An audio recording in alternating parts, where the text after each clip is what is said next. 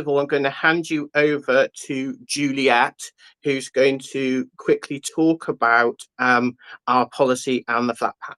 Yeah, I'm going to be very, very quick. And I'm going to mention the COVID inquiry first as a starter, because it is well worth watching this latest module.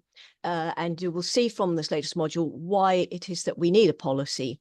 It's been actually quite challenging watching the testimony from the people who should have been in charge of protecting us and still should be in charge of protecting us. People like the head of IPC, that's Infection Protection and Control, head of UK HSA. And there's a really good thread, which you might have come across on X, by somebody who names himself Cat in the Hat, which collates a lot of this testimony that's quite shocking. And this thread has about 1 million views now, so it's become quite sort of viral. Basically, decisions were made throughout this pandemic that were not based on science. So public health decisions that are not based on science, they may have been based on economics, but falsely, a false sort of economy, really. And their premise is that COVID is transmitted by droplets, and that is incorrect. I mean, it is, but it's not the main mode of transmission. There is evidence that this was known right at the start, and it's been known in the science since SARS-1. But the narrative, even though there was some narrative to that effect in the beginning, the narrative was changed, and we don't really know why. But we now have overwhelming evidence that this is not correct. But there has been doubling down. COVID is mainly airborne. We know this.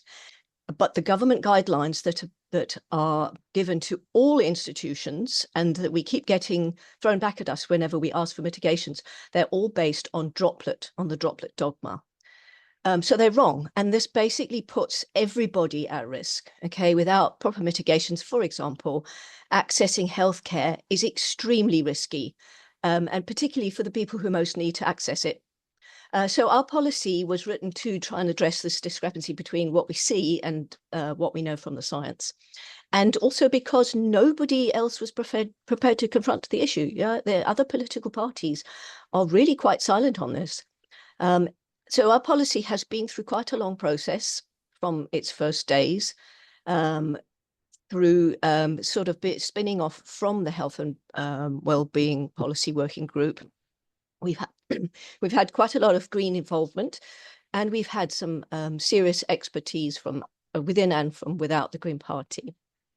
We do now have a background paper with over 100 references, and we've produced a flat pack with the help of the campaigns team.